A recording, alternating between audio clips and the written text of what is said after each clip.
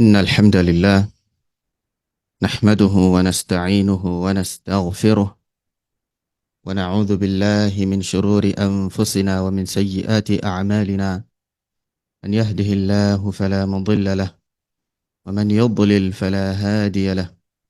وأشهد أن لا إله إلا الله وحده لا شريك له، وأشهد أن محمدا عبده ورسوله، صلى الله عليه وعلى آله وسلم، وعلى أبويه الرسولين النبيين الكريمين إبراهيم وإسماعيل، وعلى كل النبيين والمرسلين وآل كل، وسلم تسليما كثيرا.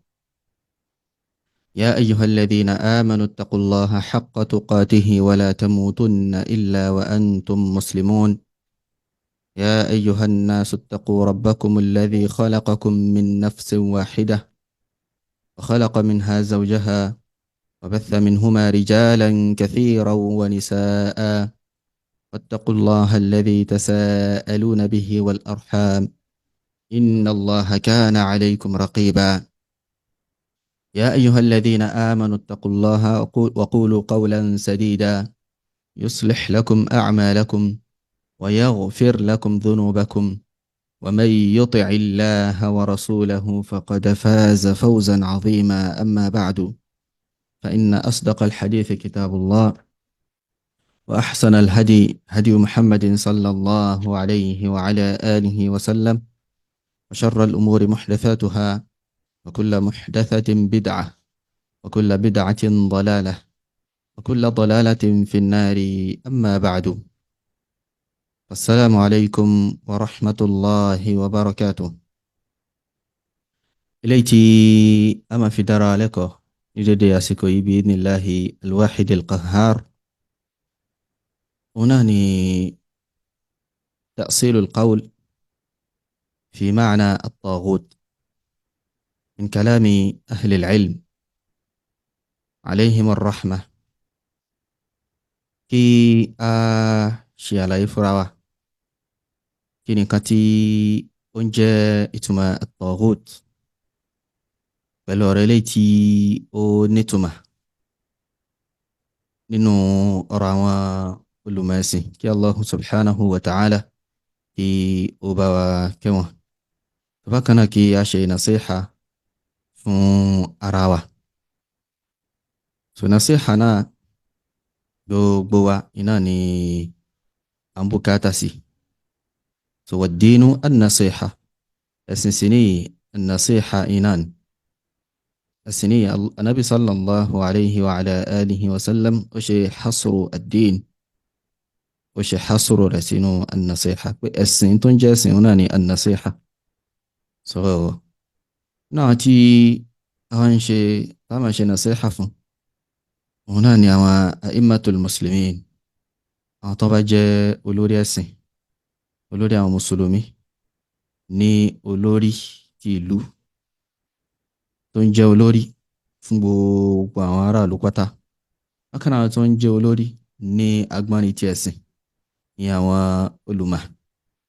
Kí Allahu subhanahu wa ta'ala kó bá wa ṣọ́ ẹnìkọ̀ọ̀kan wọn. Bákan náà an-nasiha li'ammatihim, fún àwọn ammatul muslimin, gbogbo àwọn mùsùlùmí, gẹ́gẹ́ bí Abu Sulaiman al-Khattabi rahimahullahu ta'ala, gẹ́gẹ́ bí wọ́n yóò sọ àtàwọn tí wọ́n yàtọ̀ sí wọn náà, wípé àwọn ammatul muslimin òun làwọn tẹ́kùn wọn kì í ṣe umara, tí wọ́n lè kì í ṣe ulama, àti wọn kì í ṣe olórí, tí wọ́n lè kì í ṣe olùmọ̀. So gbogbo wa pátá iná là ń bùkátà sí an-nasiha. Fa aqulu wa billahi asta'in.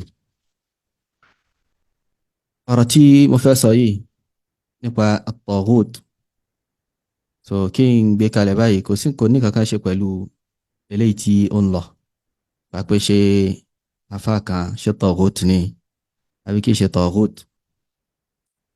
So eléyìí kò ní kankan ṣe pẹ̀lú rẹ̀. Mi ò sí níbí láti wá sọ pé bóyá Sheikh Adam ibn Abdullah al-Ilori rahimahullahu ta'ala ṣe taghut ni wọ́n, àbí wọn kìí ṣe taghut. Ṣùgbọ́n a rí pé àwọn tí wọ́n ń sọ̀rọ̀ nínú àlámọ̀rí janabu as-sawab, ọ̀pọ̀lọpọ̀ wọn wọ́n ṣe kí ni wọ́n gbé gbági, wọ́n gbé gbági níbi ìtumọ̀ kí ni nǹkan tó ń jẹ́ at-taghut. So tá bá ṣàlàyé at-taghut nínú ọ̀rọ̀ àwọn olùmọ̀ kí ni nǹkan tó ń jẹ́ bẹ́ẹ̀, àwọn wo ló lè wọlé síbẹ̀. So bákan náà ṣe at-taghut, àwa ìsọ pé taghut náà lè yàn, ṣé kèfèrí ni ó máa túmọ̀ sí, ṣé a ti ń sọ pé shaytan iná ní irú ẹni bẹ́ẹ̀ àbí kò túmọ̀ síbẹ̀. So eléyìí nǹkan tí a fẹ́ kí àwa mọ̀ iná ilé.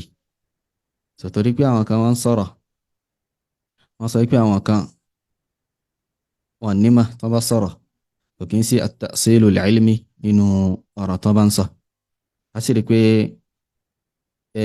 bí àwọn náà ṣe bá àlámọ̀rí bí wọ́n ṣe bá lò, ó jìnà sí ìmọ̀, ó jìnà sí ìmọ̀ gidi gan, ó jìnà sí ìmọ̀ gidi gan jiddan. So lẹ́yìn náà ni pé àwọn míì náà tí wọ́n sọ pé àwọn fẹ́ ṣàlàyé wọlé min nahiya sarfiyya àti bẹ́ẹ̀ bẹ́ẹ̀ lọ. So àwọn náà ojú kan péré bọ́n yẹ sọ̀rọ̀ iná ilé, wọ́n fọwọ́ kan mú ojú wọn kan, wọ́n dẹ̀ fi ẹgbẹ́ kejì wọ́n fi ríran títí wọ́n fi parí bí 30 minutes tí wọ́n fi sọ̀rọ̀. So inshallah azza wa jal, kí Allah subhanahu wa ta'ala, mo ń bẹ̀ kí ó ṣe eléyìí kó ṣe ní ìrọ̀rùn fún mi. So lẹ́yìn náà ni pé ẹni tí ó sọ pé àfáà kan taghut ni, wallahi mi ń gbọ́ ọ̀rọ̀ náà, kò dẹ̀ wù mí láti gbọ́, mi ò dẹ̀ rí àyè láti gbọ́. So ọ̀rọ̀ eléyìí tí mo gbọ́ gan, torí pé kò gùn arara iná ni, kò gùn arara. So eléyìí tẹ́ pé kò ju bí 5 minutes lọ níbẹ̀, eléyìí tẹ́ pé bí 30 kìíní minutes iná ni. So mo kà gbọ́ kábàlẹ̀ mọ́ kí nìkan tí àwọn èèyàn, kí nìkan tí wọ́n ń sọ̀rọ̀ nípa ẹ̀, ó kí nìkan tí wọ́n ń fọ́ọ̀tì gangan. Àlàyé wo gan ni wọ́n ti ṣe ká nípẹ́ ní yìí sọ pé lágbájá taghut iná ni. Àlàyé wo iná ni àwọn ń ṣe. So wọ́n rí pé ọ̀pọ̀lọpọ̀ wọn náà ni wọ́n jìnà sí òdodo nínú àwọn nǹkan tí wọ́n sọ. So ìtumọ̀ at-taghut tí a bá lọ wo gbólóhùn àwọn olùmọ̀, ọ̀rọ̀ àwọn olùmọ̀ níbi ṣíṣàlàyé ìtumọ̀ at-taghut, a rí nínú wọn, inú àwọn olùmọ̀ tẹ́ pé fassaru hadhihi al-kalima bi ba'di afradiha wa laysa ala sabili al-hasr. Wọ́n tú pẹ̀lú apá kan nínú àwọn nǹkan tó lè wọnú taghut, wọ́n tú pẹ̀lú apá kan nínú àwọn nǹkan tí taghut tó ń túmọ̀ sí, tó dẹ̀ ń jẹ́ pé kí ni, kì í ṣe pé nǹkan yìí lásán iná ni ìtumọ̀ taghut. Bí ẹni tó ń ka àwọn áyà nísìnyí tó ń sọ pé kí ni, ẹ̀ ń pè lágbájá ní shaitan, ẹ̀ ń pè lágbájá ní iblis, ẹ̀ ń pè lágbájá ní ẹni tí wọ́n ń jọ́sìn fún yàtọ̀ sí Allah subhanahu wa ta'ala. Ṣe eléyìí ba'du afradi hadhihi al-kalima iná ilé, apá kan náà àwọn nǹkan tí kẹ́límà yìí tí ó ń túmọ̀ sí iná ni ilé. So kì í ṣe pípọ́n gangan, àbí kì í ṣe pé òun nìkan iná ni ìtumọ̀ rẹ̀. So inshallah ta'ala mabhathu kan wà nínú tírà ar-rad'u wat-tabkit bil-Maqdisi صاحب كشف شبهات المجادلين عن الطواغيت تي الشيخ أسامة بن عطايا العتيبي حفظه الله تعالى. الردع والتبكيت بالمقدسي صاحب كشف شبهات المجادلين عن الطواغيت. So tírà yìí àbí sọ pé mas'ala at-taghut yìí kankan tẹ́ pé ó ń jára ìrìn ní agbègbè wa yìí àbí ní àsìkò wa yìí rádà, ó ń jára ìrìn gan iná ni. So tó dẹ̀ pé ẹni tó bá jẹ́ onísúnnà tó sọ pé òun ṣe súnnà, nǹkan tó gbọ́dọ̀ gbọ́yé iná ni kẹ́límà at-taghut yìí, torí pé isti'malu rẹ̀, lílò ó jẹ́ nǹkan tó wà dárija jiddan lórí ahọ́n àwọn èèyàn ní àsìkò yìí. So àwọn ahlu sunna ni àtàwọn tí wọ́n kì í ṣe ahlu sunna, ó sì lè jẹ́ pé àwọn tí wọ́n ti àwọn ahlu sunnati wal jama'a lọ sí ibi ṣíṣe àlàyé ìtumọ̀ kẹ́límà yìí ní àlàyé léyìí tí pé ó wà nínú àwọn ọ̀rọ̀ àwọn olùmọ̀ tipẹ́tipẹ́. òun náà ni àwọn al-mubtadi'ah nínú àwọn as-sururiyya wa khawariju al-asr, àwọn khawarij àsìkò yìí gẹ́gẹ́ bí àwọn as-sururiyya al-qutbiyya al-ikhwanjiyya àti bẹ́ẹ̀ bẹ́ẹ̀ lọ. torí pé lọ́dọ̀ tiwọn man hakama bi ghayri ma anzala Allah fa huwa taghutun kafirun. ẹnikẹ́ni tó bá dájọ́ pẹ̀lú tó yàtọ̀ sí òfin Allah subhanahu wa ta'ala, irú ẹni bẹ́ẹ̀ o taghutun, irú ẹni bẹ́ẹ̀ káfìrì náà. so eléyìí ló fi ń ṣe nǹkan tó jẹ́ ní tó ṣe pàtàkì fún ẹni tó bá jẹ́ onísúnnà láti mọ kí ni nǹkan tí kẹ́límà yìí kí ni nǹkan tó ń túmọ̀ sí. bákan náà láti má máa fi ojú kan ojú àwọn khawarij, láti má máa fi ríran. so lẹ́ni tó pé ó ń ṣe ó lé kókó lórí kẹ́límà yìí tó dà pé ojú kan iná ni ó fi ń ríran. ojú kan tó fi ń ríran, ìtumọ̀ kan tó fún kẹ́límà yìí iná ló fà tó fi ń sọ̀rọ̀ bí ó ṣe ń sọ̀rọ̀, tó fi ń hùwà ìlẹ́kọ̀ọ́ gẹ́gẹ́ bí ó ṣe ń hù sí ẹni tí ó sọ kẹ́límà yìí. so kẹ́límà at-taghut, àwọn oníbídà lásìkò yìí láwọn tá a ti dárúkọ síwájú, àwọn khawarij, àwọn sururiyya, qutbiyya, ikhwaniyya tí bẹ́ẹ̀ bẹ́ẹ̀ lọ. so wọ́n á máa lo kẹ́límà yìí fún ẹni tí ó bá ń dájọ́ ṣùgbọ́n kò dájọ́ pẹ̀lú òfin Allahu subhanahu wa ta'ala. wọ́n sọ pé rẹ̀ ń bẹ́ taghutu yìí náà bákan náà káfíìrì náà, tó dẹ̀ yẹ pé kì í ṣe bí alámàrí bó ṣe rí náà ní eléyìí. Sheikh Sulaiman ibn Abdullahi ibn Sheikh Muhammad ibn Abdul Wahhab rahimahullahu ta'ala, so nínú tírà wọn Taysiru al-Aziz al-Hamid بشرح كتاب التوحيد الذي هو حق الله على العبيد. so wọ́n sọnù tírà pé at-taghut mushtaq min at-tughyan. كلمة الطاغوت ni wọ́n yọ látara at-tughyan wa huwa mujawazatul hadd, wa huwa mujawazatul hadd, òun ni títayọ àlà. ìtumọ̀ kẹ́límà at-taghut sínú ilé títayọ àlà. so tagha at-tughyan òun ni mujawazatul hadd. wọ́n ni wa qad fassarahu as-salafu bi ba'di afradihi. wọ́n ni àwọn sálàfù ní wọ́n tú pẹ̀lú apá kan náà àwọn kan tí ó ń túmọ̀ sí at-taghut. wọ́n tú pẹ̀lú apá kan náà tó ń túmọ̀ sí at-taghut. Sheikh Usama ibn Ataya al-Utaybi hafidhahullah, wọ́n ní at-taghutu ma'khudhatun min at-tughyan. at-taghut ni wọ́n mú látara at-tughyan ni, wa huwa mujawazatul hadd, òun sì ń títayọ àlà, bi ziyadatin alayhi, pẹ̀lú ká fi kún àlà, àwa tayọ àlà síwájú.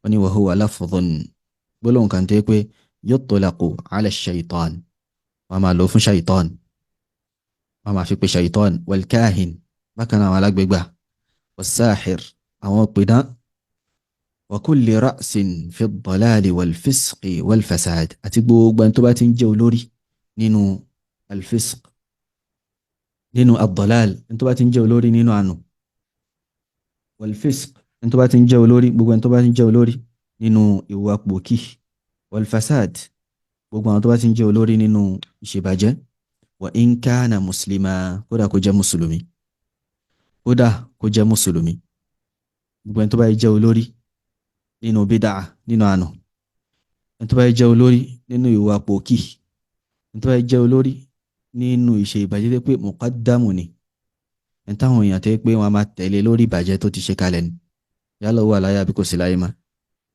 irú ẹni bẹ́ẹ̀ ńkọ́ taghuti náà wa in kana musliman, kódà kó jẹ́ mùsùlùmí, kódà kó jẹ́ mùsùlùmí, káfàlà sí àárín yìí ó ṣe pàtàkì gan. àfáàní fa-taghutu laysa kafiran fi jami'i al-ahwal. tó taghutu ní kìí ṣe kèfèrí ní gbogbo conditions. táwọn sọ pé gbogbo ibi táwọn ti rí taghut kèfèrí ni, àbí ẹ̀ ń pè ní taghut, ẹ ti ń sọ pé shaitan ni, ẹ ti ń sọ pé iblis ni, ẹ ti ń sọ pé òòṣà ni. wọ́n ní bal yutlaqu ala al-kafiri wa ghayrihi min ru'us al-fisq wal-fasad. tó kìí ṣe kí wọ́n máa fi ń pe ẹni tó bá jẹ́ kèfèrí, wọ́n dẹ̀ máa ń lò fẹ́ ẹni tó bá jẹ́ olórí, ìyẹn àwọn tó bá yàtọ̀ sí kèfèrí náà nínú àwọn tó bá jẹ́ olórí nínú ìwà pòkì àti ìbàjẹ́. so wọ́n ní wa bayanu dhalika min kalamil ulama. wọ́n fẹ́ ṣàlàyé ọ̀rọ̀ tí wọ́n mú wáyé nínú ọ̀rọ̀ àwọn olùmọ̀. So wọ́n ní awwalan àwọn tí wọ́n kọ́ mọ́rọ̀ wá tí wọ́n fẹ́ kọ́ mọ́rọ̀ wá ní ulama al-lugha, àwọn afá lugha, àwọn afá al-lugha. wọ́n náà bẹ̀rẹ̀ pẹ̀lú àwọn afá al-lugha.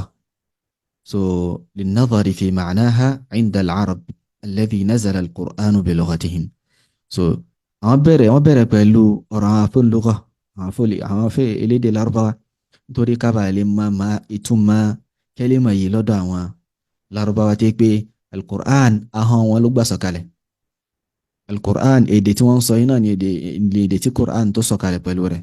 tó bá ti ń rí at-taghut nínú al-Qur'an a gbọ́dọ̀ dá padà sí bíi pé kí ni àwọn Lárúbáwá kí ni wọ́n gbà lérò, bákan náà kí làwọn sálàf kí làwọn náà gbà lérò. sílẹ̀ láfìlà bí ó gbó àṣejù, bí ó gbó àṣetò, níbi ó gbó ìtayọ àlà, káwa náà má bàa lè ṣe kí ni ká má bàa ṣe at-tughyan, ká má bàa tayọ àlà. So lẹ́yìn náà gẹ́gẹ́ bí èdè Lárúbáwá bó ṣe pàtàkì, tí àwọn àfa elédè Lárúbáwá táwọn náà ṣe pàtàkì, bẹ́ẹ̀ ni àwọn ulama wa ulama us-salaf, so àwọn náà ṣe pàtàkì, à ń bùkátà sí wọn gan, à ń bùkátà sí wọn. kì í ṣàwọn ẹni àwọn kọ́tà ọkọ̀ rí kẹ́límà yìí, kì í ṣàwọn ẹni àwọn kọ́tà ọkọ̀ lò. so à ń bùkátà láti mọ̀ bó làwọn salaf ridwanullahi alayhim báwo ni wọ́n ṣe lo kẹ́límà yìí, kí làwọn kan tí wọ́n lò fún. à ń bùkátà láti mọ̀ kí làwọn kan tí wọ́n lò fún, so that a ní tayọ àlà, a ní máa fi hamasa, a ní máa fi sọ̀rọ̀. so afáàní wa yadhharu min kalamihim jaliyan anna lafdhata at-taghut la ta'ni al-kafir. wọ́n ní yóò dẹ̀ máa hàn nínú ọ̀rọ̀ àwọn afúnlógọ́ ní ìhàn tó hàn kóró, tó hàn dáadáa pé kẹ́límà at-taghut yìí kò túmọ̀ sí káfíìr lásán, bal al-kafir wa ru'us ad-dalal.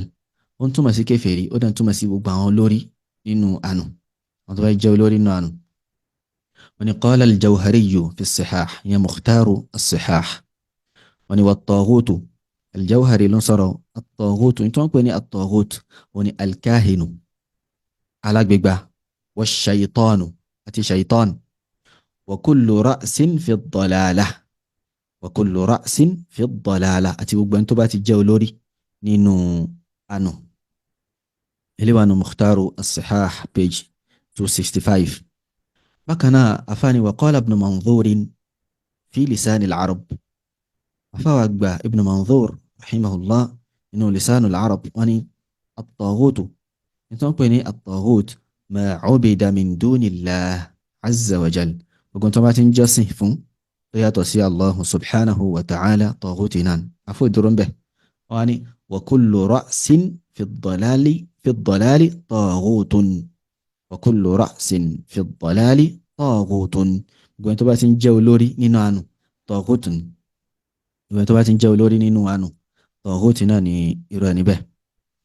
afáàní wa qala aydan ibn Manzur rahimahullah inú lisanu al-Arab wọ́n tún sọ bákan náà pé wa qala Abu Ishaq ó sọ pé kullu ma'budin min dunillahi jibtun wa taghut, gbogbo tó bá ti ń jọ́sìn fún tó yàtọ̀ sí Allah subhanahu wa ta'ala, jibt iná ni irú ẹni bẹ́ẹ̀, taghut iná sì ni irú ẹni bẹ́ẹ̀.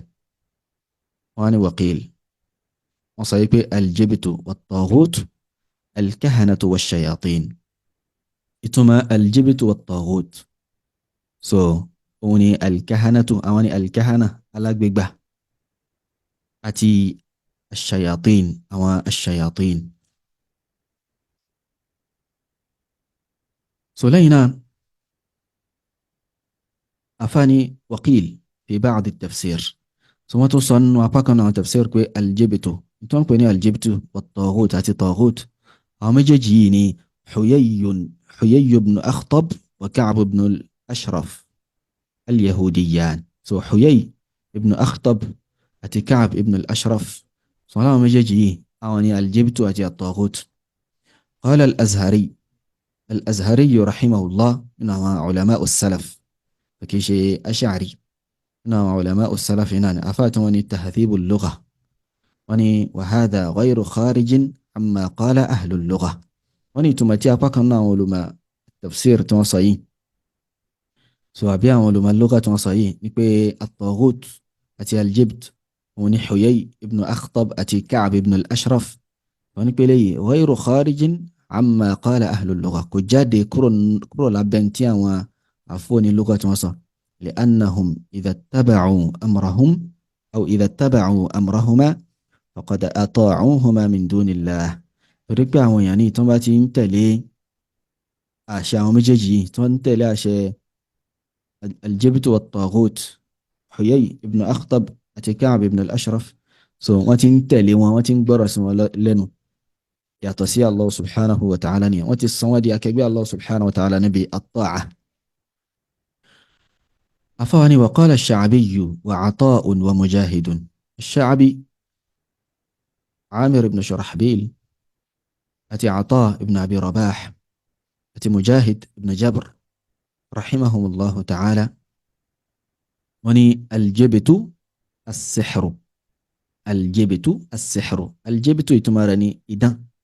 wat-taghutu ìtumọ̀ at-taghutu wọ́n ní ash-shaytanu wal-kahinu, shaytan àti kahin alágbègbà.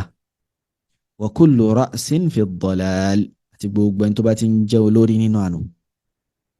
eléyìí ni ọ̀rọ̀ àwọn afọ́ni lugati Sheikh Usama al-Utaybi tí wọ́n mú wá nínú tírà wọ̀nyí. wọ́n ní thaniyan, ọ̀rọ̀ àwọn ìran kejì táwọn mú wá nínú àwọn afẹ́sìn wọn ni kalamul mufassirin, ọ̀rọ̀ àwọn al-mufassirun, àwọn afá tí wọ́n tú al-Qur'an, kalamu rabbil alamin. wọ́n ní wa yadhharu min kalamihim jaliya, yóò tún máa hàn nọ́ọ̀rọ̀ wọn náà tí ó máa kílẹ̀ dáadáa anna lafdhata at-taghut la ta'ni al-kafir, wípé kẹ́límà at-taghut yìí kò túmọ̀ sí káfíìr lásán, bal al-kafir wa ru'us ad-dalal, wa anna min as-salaf man fassarahu bi ba'di afradihi. so yóò máa hàn nọ́ọ̀rọ̀ wọn wípé at-taghut ń túmọ̀ sí al-kafir, ó dẹ̀ ń túmọ̀ sí àwọn olórí àánú.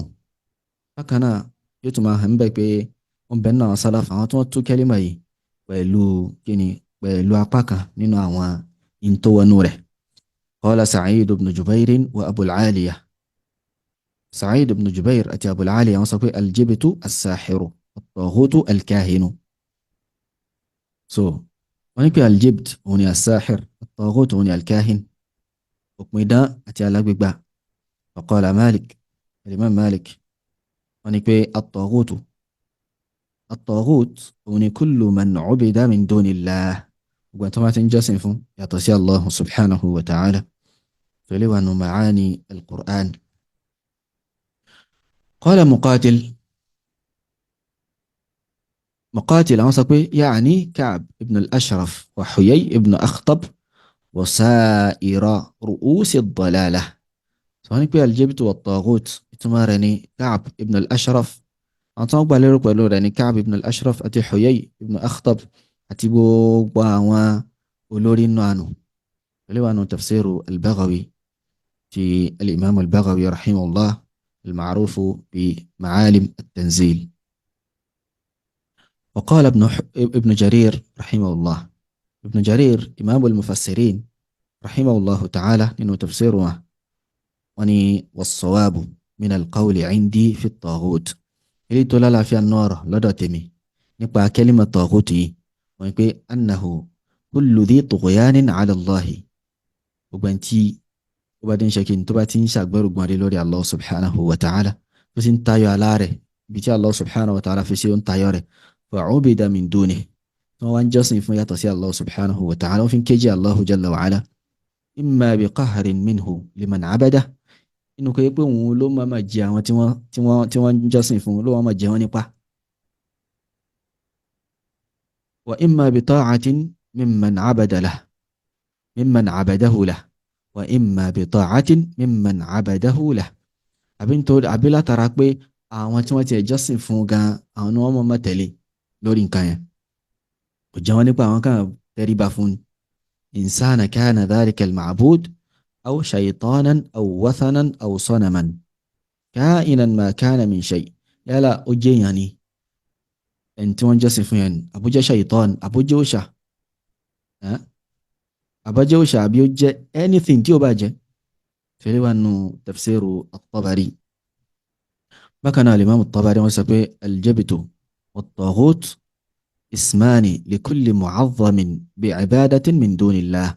orúkọ méjì ni, orúkọ kan tí wọ́n á máa lò fún gbogbo ẹni tí wọ́n bá ti ń gbéga, tí wọ́n ń gbéga ní ìgbéga táwọn èèyàn máa ń gbéga, nígbéga tí ó yẹ ká fi gbé Allah subhanahu wa ta'ala ga, lọ́nà tó yẹ ká fi gbé Allah subhanahu wa ta'ala ga.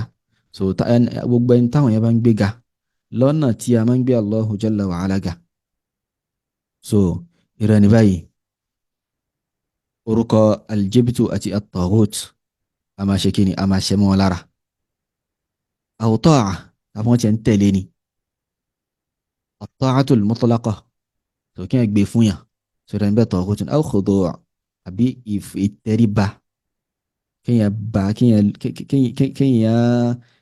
farabalẹ̀, kíyàn tẹríba fún yàn dépò pé ó ti ń dépò ìjọsìn.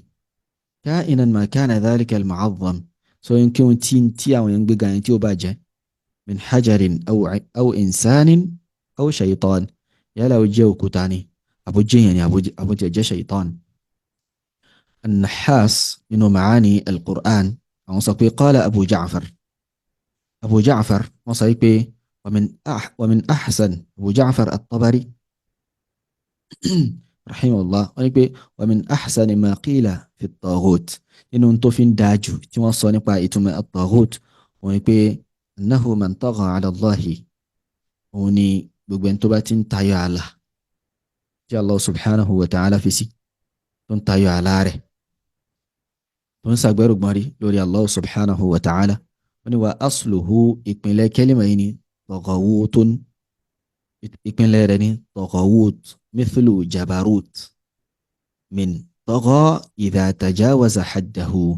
so wọ́n yọ taghawut yìí wá látara tagha náà ni, so ó dà gẹ́gẹ́ bí jabarut látara tagha, yẹn pé taghawut látara tagha idha tajawaza haddahu, nígbà téèyàn bá ṣe kí ni, tó bá tayọ àlá rẹ̀, nígbà téèyàn bá tayọ àlá rẹ̀.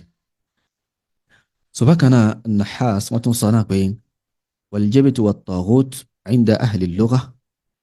so aljibtu àti at-taghut lọ́dọ̀ àwọn onílugha òun ni kullu ma ubida min dunillah, gbogbo tó bá ti ń jọ́sìn fún yàtọ̀ sí Allah subhanahu wa ta'ala, aw uti'a ta'atan fiha ma'siyatun aw khudi'a lahu, àmọ́ tí ẹ̀ ń tẹ̀lé ní ìtẹ̀lé kan tí pé ẹ̀ṣẹ̀ ìṣe ìyapa Allah subhanahu wa ta'ala wà ń bẹ̀, ìyapa òjíṣẹ́ Allah subhanahu wa ta'ala wà ń bẹ̀, bẹ̀ntẹ́ pé ọ̀rọ̀ rẹ̀ òun ni kíni, òun ni tá tẹ̀lé, òun ni táwọn èèyàn tẹ̀lé, tí wọ́n rí qala Allahu qala rasuluhu wọn ní tẹ̀lé, àfi tí afá báyìí bá sọ, àfi tí olórí báyìí bá sọ, sọ irú ẹni báyìí at-taghuti náà ni.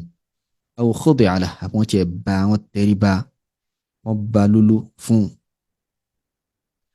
so afáàní fahadhihi al-aqwalu mutaqaribah, àwọn ọ̀rọ̀ yìí yẹn Sheikh Usama wọ́n ní pé àwọn ọ̀rọ̀ yìí gbogbo ẹ̀ ló súnmọ́ra wọn.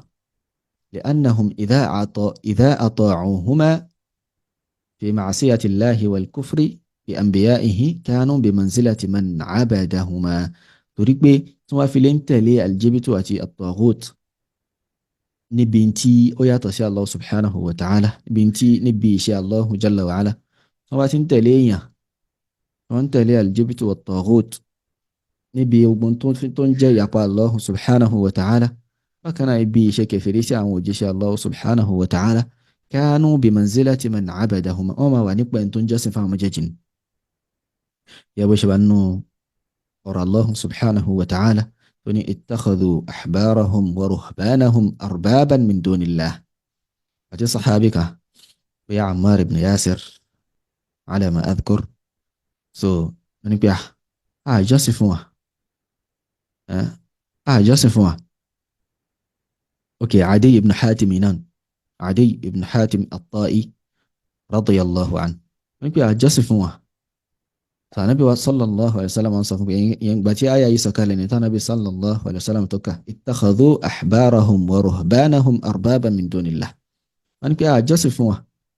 So wọ́n ní pé ṣé kìí ṣe pé tí wọ́n bá sọ pé nǹkan báyìí halal ni tó jẹ́ pé haram ni lọ́dọ̀ Allah subhanahu wa ta'ala inú sọ di haram ẹ̀ sọ di halal níbẹ̀ ni. Ṣé kìí ṣe pé ní tó bá jẹ́ haram ní tó bá jẹ́ halal tí wọ́n bá sọ pé haram ni fún yẹn inú gbà bẹ́ẹ̀ ni níbẹ̀ ni. Ní fatilka ibadatuhum àjọsìn fún wa náà nìyẹn.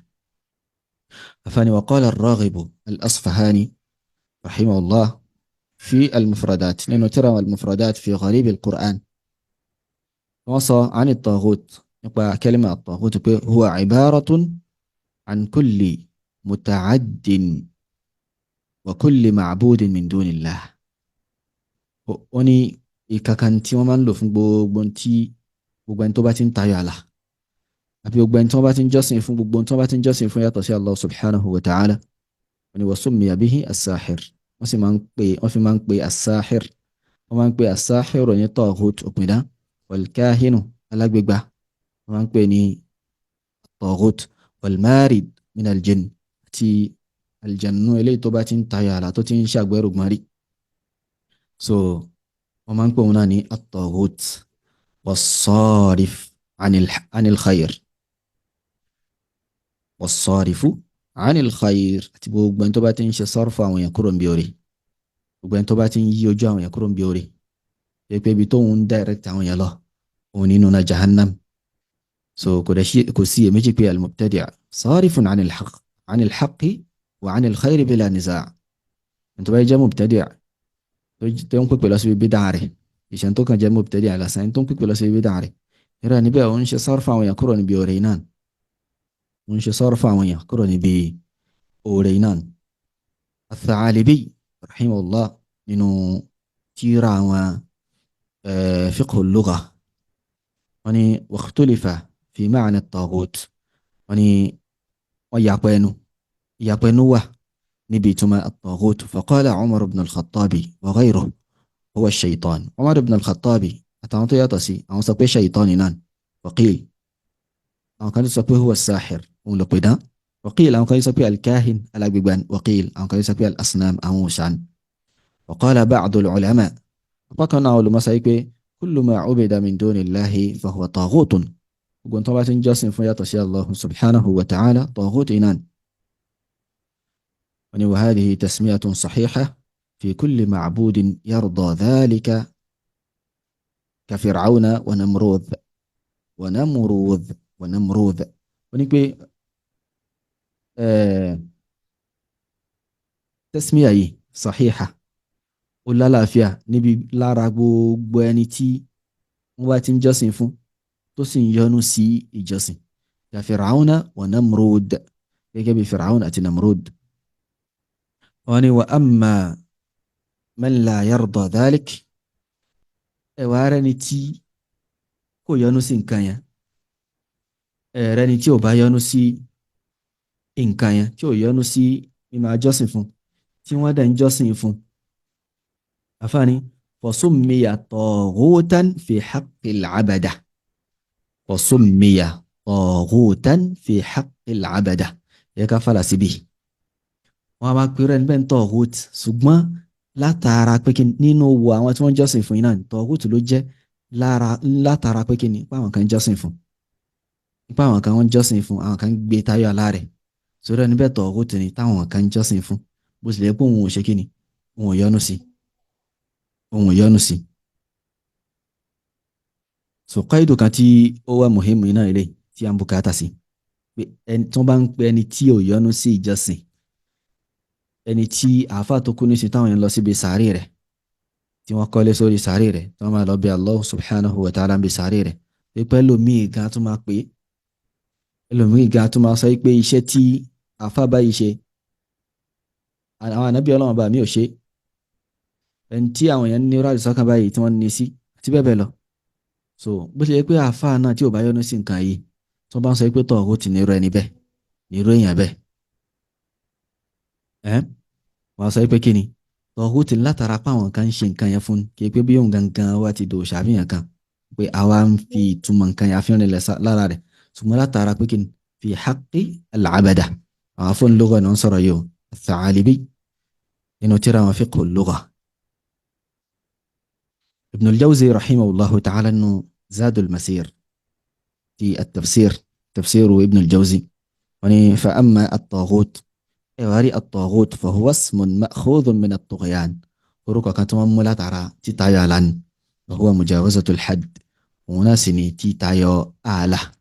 Wa qala al-Qurtubi al-imam al-Qurtubi àwọn ní pé wat-taghutu mu'annathuhu min tagha yatgha wọ́n ní taghutu ni mu'annathu rẹ̀ feminine rẹ̀ so látara tagha yatgha inan wọ́n ní wa haka at-Tabari yatghu al-imam at-Tabari àwọn tún gbà wá pé wọ́n tún máa sọ pé yatghu tagha yatgha idha jawaza al-hadda